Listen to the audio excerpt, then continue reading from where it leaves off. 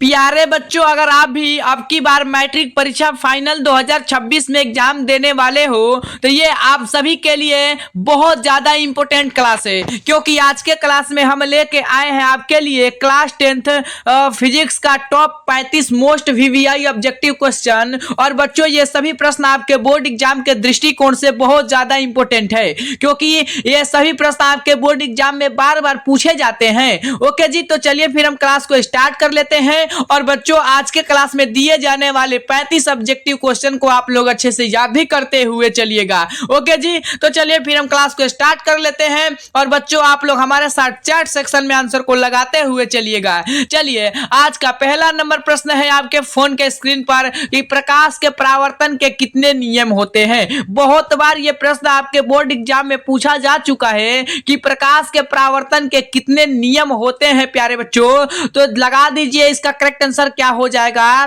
तो लगा दीजिए फटाक से ना प्यारे बच्चों। तो कितने नियम होते हैं? 2 नियम होते हैं। कितने?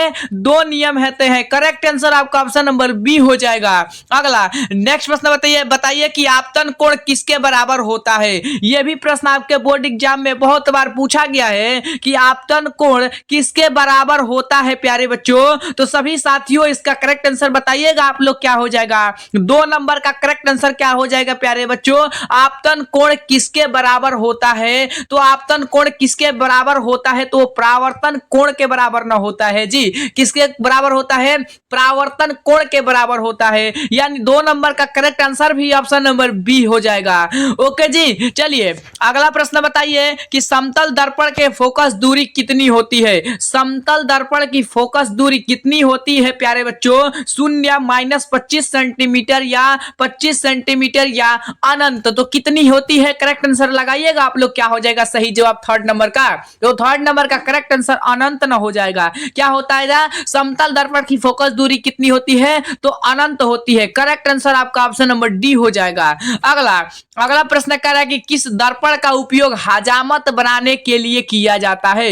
यह प्रश्न आपके बोर्ड एग्जाम में पूछा जा चुका है। आप सेटअप एग्जाम जो आपका हुआ है प्यारे बच्चों 2025 में, तो आप उस क्वेश्चन को उठाकर देख लीजिए बच्चा पार्टी। उसमें आपको बताया गया होगा कि किस दर्पण का उपयोग हजामत सेविंग बनाने के लिए किया जाता है। तो 4 नंबर का करेक्ट आंसर क्या हो जाएगा? उत्तल दर्पण हो जाएगा। क्या? उत्तल दर्पण हो जाएगा आपका 4 नंबर का correct answer option number A right answer हो जाएगा। ओके जी, चलिए अगला प्रश्न बताइए। 5 नंबर प्रश्न कह रहा है कि गोलीय दर्पण की वक्रता त्रिज्या r और फोकस दूरी, क्या पूछा जा रहा है? गोलीय दर्पण की वक्रता त्रिज्या और फोकस दूरी f के बीच क्या संबंध बताता है। महावीवीआई ऑब्जेक्टिव प्रश्न है बच्चा पार्टी, और इसको आप लोग वेरी वेरी इंपॉर्टेंट कर लीजिएगा। और आप लोग अच्छे से इस प्रश्न को याद कर लीजिएगा, क्योंकि ये प्रश्न आपको याद रहेगा तो आपसे थ्योरी पूछा जाता है आपके बोर्ड एग्जाम में 2 नंबर का, तो इसी से पूछा जाता है। तब आपको फार्मूला पता होगा तभी ना आप थ्योरी बना पाओगे। ओके जी, तो गोलीय दर्पण की वक्रता त्रिज्या और r की फोकस दूरी के बीच क्या संबंध बताता है प्यारे बच्चों? तो 5 नंबर का करेक्ट आंसर लगाइएगा। क्या हो जाएगा?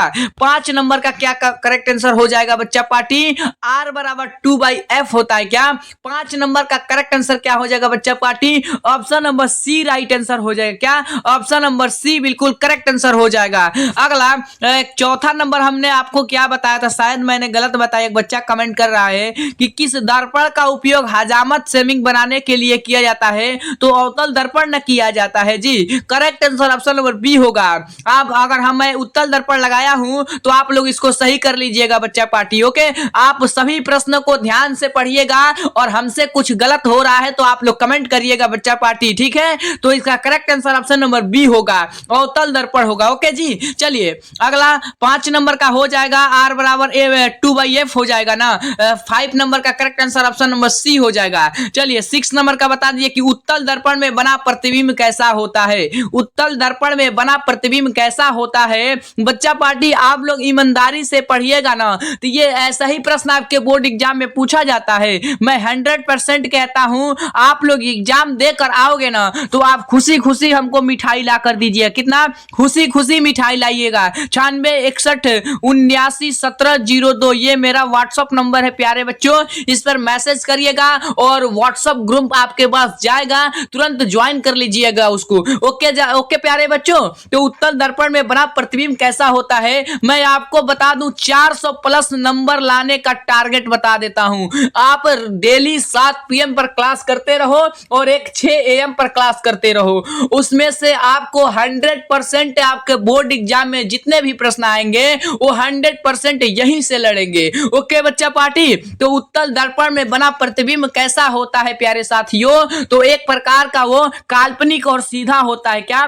काल्पनिक और सीधा होता है। अगर मैं आपसे पूछ लूं कि अवतल दर्पण में बना प्रतिबिंब कैसा होता है, अवतल दर्पण में बना प्रतिबिंब कैसा होता है प्यारे साथियों, तो वो वास्तविक और उल्टा होता है। ये दोनों प्रश्न आपके बोर्ड एग्जाम में पूछा जाता है। ओके बच्चों, तो आप लोग इसको दोनों को याद कर लीजिएगा। चलिए अगला 7वां नंबर प्रश्न कह रहा है कि किसी माध्यम में प्रकाश की चाल सबसे अधिक होती है। किसी माध्यम में प्रकाश की चाल सबसे अधिक होती है प्यारे बच्चों। आपके पास 5 सेकंड का टाइम है, आप लोग आराम से आंसर दीजिए कि क्वेश्चन को पहले पढ़िए और आराम से आंसर दीजिए, कोई हड़बड़ वाली बात नहीं है। ओके बच्चा पार्टी, आपके पास अभी 28 महीने का समय है, आप लोग दिन रात लग कर दीजिए प्यारे साथियों। तो आपके एग्जाम बहुत करीब हो आते जा रहा है और ठंड में आपको पढ़ने का मन भी नहीं करता होगा, तो आपको बिल्कुल टेंशन नहीं लेना है। आप लोग ईमानदारी के साथ पढ़ते रहिए, आपका अच्छा नंबर जरूर आएगा। किसी माध्यम में प्रकाश की चाल सबसे अधिक होती है, तो 7 का करेक्ट आंसर क्या हो जाएगा बच्चा पार्टी? निर्वात में, वैक्यूम में होती है। किसमें? वैक्यूम में होती है, यानी निर्वात में होती है। Correct answer option number C हो जाएगा। अगला प्रश्न बताइए कि प्रकाश के अपवर्तन के कितने नियम होते हैं। प्रकाश के अपवर्तन के कितने नियम होते हैं प्यारे साथियों? तो 2 होते हैं, यानी correct answer option number B हो जाएगा। अगला 9 नंबर प्रश्न कह रहा है कि लेंस की क्षमता का एसआई मात्रक क्या है। लेंस की क्षमता का एसआई मात्रक क्या है प्यारे बच्चों? तो डायोप्टर हो जाएगा। क्या? डायोप्टर हो जाएगा। Correct answer option number B हो जाएगा।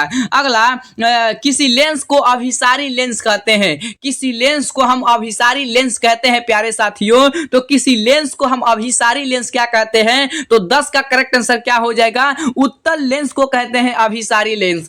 अगर अपसारी लेंस यहां पे पूछता, अपसारी लेंस अगर पूछा कि किसी लेंस को अपसारी लेंस कहते हैं, तो जाके अवतल लेंस होगा। ओके जी, चलिए अगला 11वां नंबर प्रश्न कह रहा है कि मानव नेत्र में किस प्रकार का लेंस पाया जाता है। मानव नेत्र में किस प्रकार का लेंस पाया जाता है प्यारे बच्चों? तो कैसा पाया जाता है? करेक्ट आंसर लगाइएगा, क्या हो जाएगा?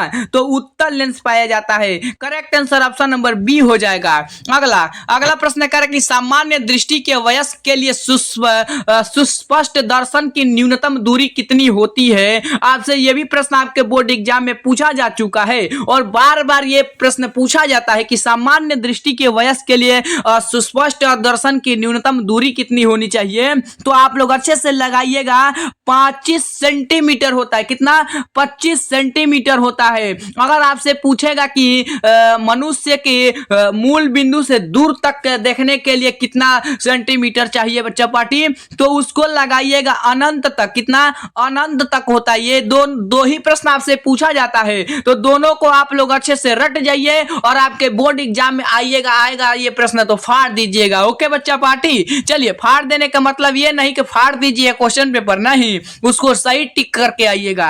ओके, चलिए अगला प्रश्न कह रहा है कि नेत्र लेंस को फोकस दूरी कम हो जाने से कौन सा दृष्टि दोष होती है। आपसे प्रश्न ऐसा पूछा जाता है कि नेत्र लेंस को फोकस दूरी कम हो जाने में से कौन सा दृष्टि दोष होता है। निकट दृष्टि दोष या दूर दृष्टि दोष या जरा दृष्टि दोष या बच्चा इनमें से कोई नहीं। तो 13 का करेक्ट आंसर क्या हो जाएगा? निकट दृष्टि दोष। अगर 2 नंबर में बच्चा पार्टी आपसे पूछा जाता है कि निकट दृष्टि दोष को दूर करने के लिए कौन सा लेंस का उपयोग करते हैं, तो ये भी याद कर लीजिएगा बच्चा पार्टी, अवतल लेंस को हम प्रयोग करते हैं। क्या?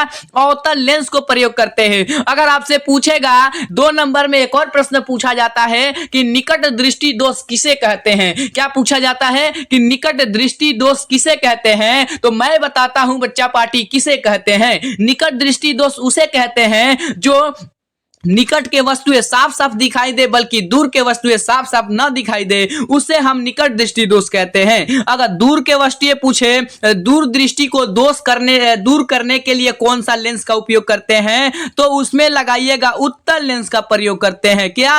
उत्तल लेंस का प्रयोग करते हैं। अगर आपसे पूछेगा कि दूर दृष्टि दोष किसे कहते हैं, मैं बताता हूं प्यारे साथियों किसे कहते हैं। दूर दृष्टि दोष उसे कहते हैं जिसमें दूर के वस्तुएं साफ साफ न दिखाई दे, दूर के वस्तुएं साफ साफ दिखाई दे बल्कि नजदीक के वस्तुएं साफ साफ न दिखाई दे, उसे हम दूरदृष्टि दोष कहते हैं। ओके बच्चों, ये दोनों प्रश्न आपको याद कर लेना है। और एक ही साथ एक और मैं प्रश्न बताता हूं कि जरा दृष्टि दोष को दूर करने के लिए कौन सा लेंस का उपयोग करते हैं प्यारे बच्चों, तो इसमें लगाइएगा बाइफोकल लेंस का उपयोग करते हैं। क्या? बाइफोकल लेंस का उपयोग करते हैं। अगर इसमें भी प्रश्न पूछ लेगा कि जरा दृष्टि दोष किसे कहते हैं, तो आप लोग हमेशा याद रखिएगा कि जरा दृष्टि दोष उसे कहते हैं, जरा दृष्टि दोष उसे कहते हैं बल्कि किंतु दूर के वस्तुएं न दिखाई दे साफ साफ और निकट के भी वस्तुएं साफ साफ न दिखाई दे, उसे हम जरा दृष्टि दोष कहते हैं। और जरा दृष्टि दोष को दूर करने के लिए कौन सा लेंस का प्रयोग करते हैं,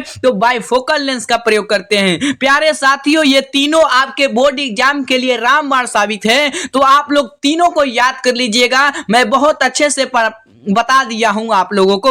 ओके जी, तो चलिए इसका राइट आंसर क्या हो जाएगा कि नेत्र लेंस की फोकस दूरी कम हो जाने से क्या होता है, तो कौन सी दृष्टि दोष उपयोग करते हैं, तो निकट दृष्टि दोष करते हैं। निकट दृष्टि दोष यानी अवतल लेंस हो जाएगा। क्या?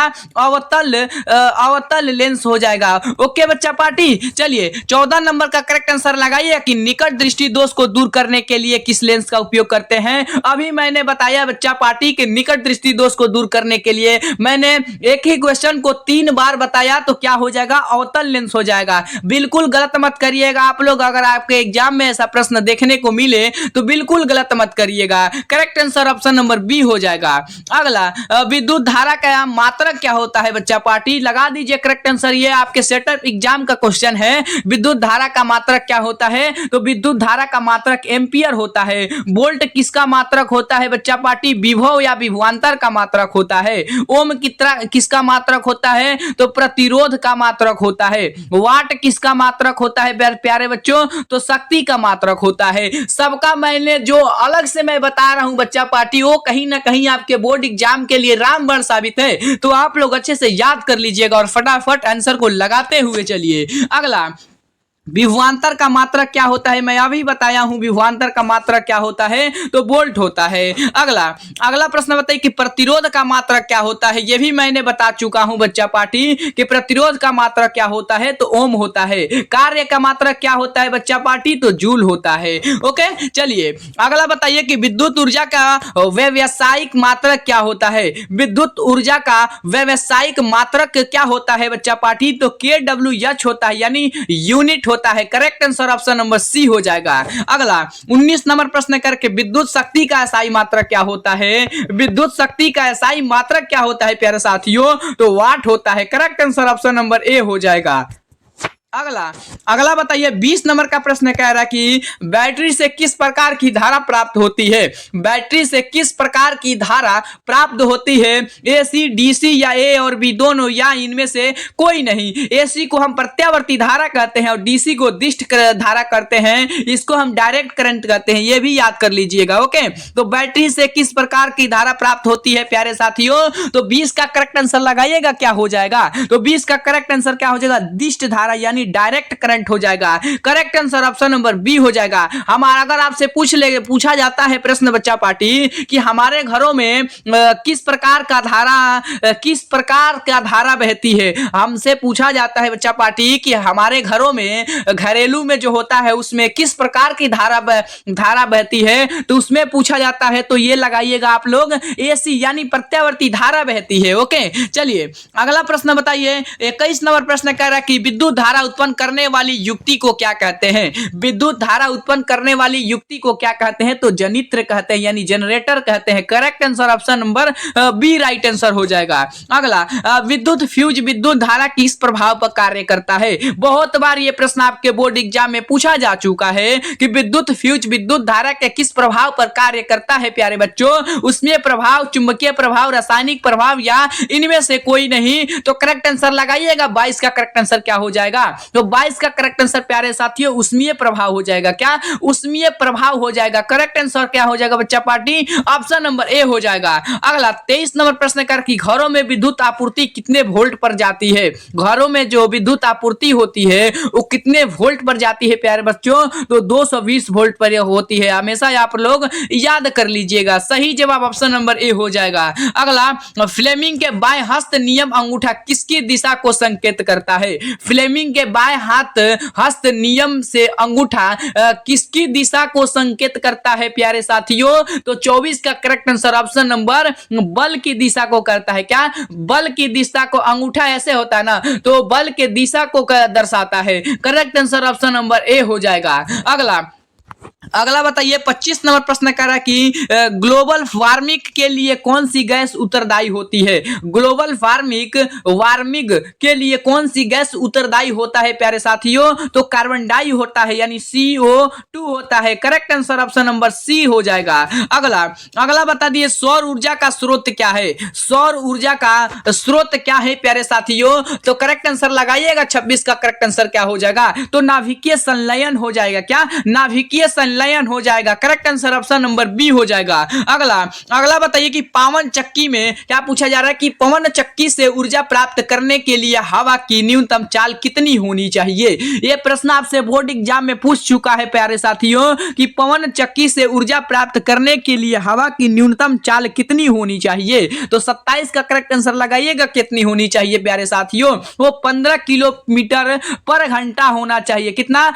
15 किलोमीटर पर घंटा होना चाहिए। Correct answer option number B हो जाएगा।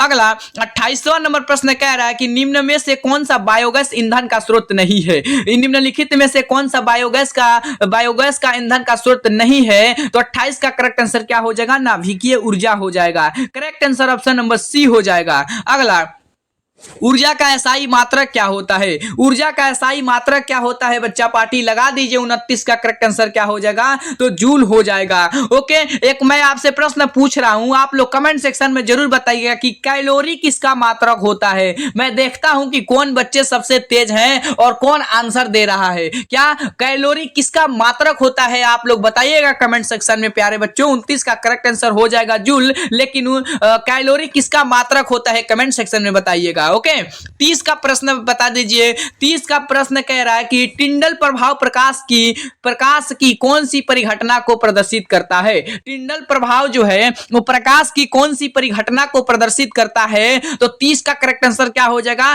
प्रकाश का परिकीर्णन के होता है। क्या? प्रकाश का परिकीर्णन को प्रदर्शित करता है। Correct answer option number C हो जाएगा। अगला बताइए कि इंद्रधनुष किस घटना पर आधारित होता है? बहुत बार यह प्रश्न पूछ चुका है और ये कहीं ना कहीं आपके बोर्ड एग्जाम 2026 में आने वाले ये प्रश्न आपके बोर्ड एग्जाम में 100% लड़ेगा। क्या?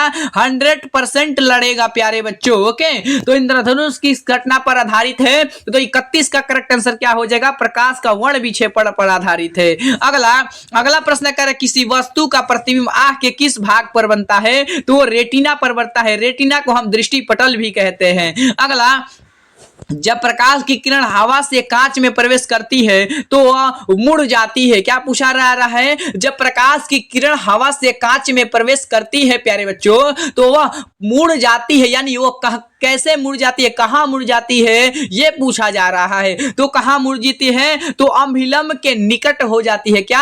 अभिलंब के निकट हो जाती है। Correct answer option number B हो जाएगा। अगर आपसे पूछेगा प्रश्न बच्चा पार्टी कि प्रकाश की किरणें जब सघन माध्यम से विरल माध्यम में जाएगा, जब सघन माध्यम से विरल माध्यम में जाता है तो अभिलंब से दूर जाता है। अगर विरल माध्यम से सघन माध्यम में जाएगा तो अपने आप मतलब अंदर अंदर की ओर आता है, यह भी प्रश्न आपसे पूछा जाता है। तो correct answer option number B हो जाएगा। अगला 34 नंबर का करेक्ट आंसर बताइए कि सर्च लाइट का परावर्तक सतह होता है। सर्च लाइट का परावर्तक सतह क्या होता है प्यारे साथियों? तो अवतल दर्पण होता है। Correct answer option number B हो जाएगा। कॉनकेव मिरर भी इसको कहते हैं। अगला, असाई प्रणाली में आवेश की इकाई क्या है? करेक्ट आंसर आप लोग बताइएगा। बहुत प्यारा सा सवाल है और इजी भी है, तो इसका करेक्ट आंसर बताइएगा कि असाई प्रणाली में आवेश की इकाई क्या है? वोल्ट, एम्पियर, कूलम या ओम? तो करेक्ट आंसर लगाइएगा। 35 का क्या हो जाएगा बच्चा पार्टी? ओके, और आप कितना स्कोर कर पाए हो 35 में, ये भी कमेंट में बताइएगा। और क्लास अच्छा लगा हो तो क्लास को लाइक कर दीजिएगा और चैनल को सब्सक्राइब भी कर दीजिएगा। और बच्चों में व्हाट्सएप नंबर दे दिया हूं, उसको आप ज्वाइन कर लीजिए प्यारे बच्चों। ओके, उसमें मोस्ट इंपोर्टेंट जो भी क्वेश्चन आते हैं रहते हैं उसमें डाल दिया जाता है। ओके प्यारे बच्चों, तब तक के लिए हम नेक्स्ट क्लास में मिलते हैं।